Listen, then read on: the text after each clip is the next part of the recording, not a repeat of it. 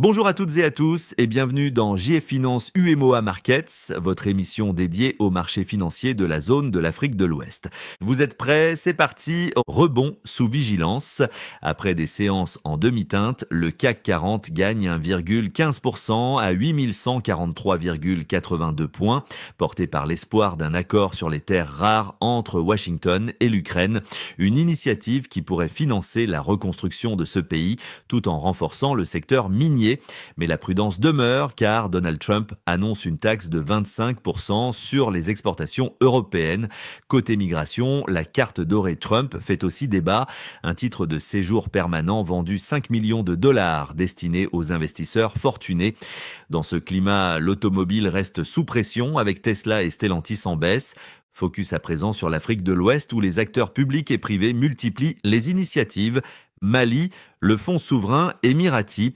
Ambrosia investit 375 millions de dollars pour acquérir 40% de la mine d'or de Sadiola, misant sur une production doublée d'ici 2028. Cette alliance Mali-Émirat-Canada vise également à moderniser les infrastructures d'extraction et renforcer la place du pays sur le marché aurifère. Niger, avec 1,4 million de barils exportés via le Bénin, le Niger franchit une étape clé pour ses recettes publiques. Concernant les marchés financiers UMOA, 5 États, Guinée-Bissau, Mali, Niger, Togo et Sénégal, ont levé 106,87 milliards de francs CFA avec des écarts de réussite notables. Le Mali, le Niger et le Togo dépassent leurs objectifs, tandis que le Sénégal voit ses ambitions revues à la baisse. Un fait inhabituel pour ce pays souvent jugé solide sur les marchés. Pour rappel, l'agence de notation Moody's a récemment dégradé la note du Sénégal en raison des révélations de la Cour des comptes sur l'état des finances publiques. Infrastructure et énergie. La Sénélec sénégalaise renforce sa présence régionale en prenant en charge la gestion du réseau électrique congolais. Risque de crédit et perspectives. Les retards de paiement en Afrique centrale, notamment au Cameroun, menacent la confiance des investisseurs étrangers. Parlons maintenant de la BRVM.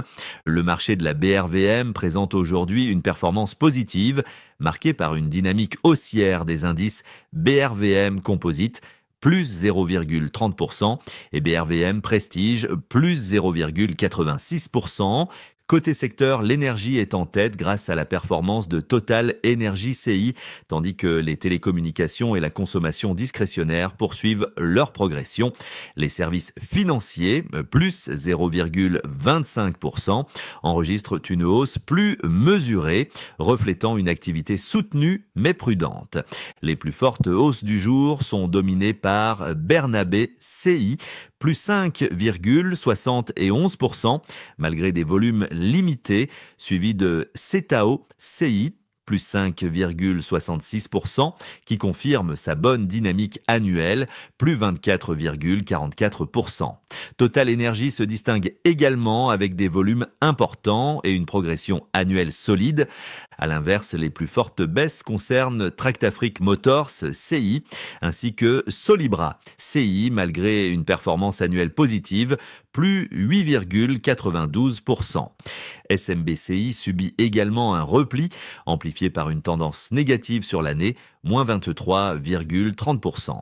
La performance de la bourse régionale des valeurs mobilières reste positive depuis le début de l'année. Plusieurs valeurs se distinguent. Total CI domine avec plus 34,20%, tiré par la hausse du brut et la confiance des investisseurs. Filtisac à plus 28,92%, NSIA Banque à plus 26,66% illustre un appétit soutenu pour les secteurs industriels et financiers.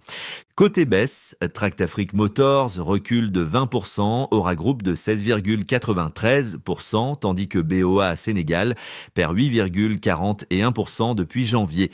C'est tout pour aujourd'hui. Merci de votre fidélité à J-Finance UMOA Markets. Retrouvez-nous très bientôt pour de nouvelles analyses et d'ici là, bons investissements.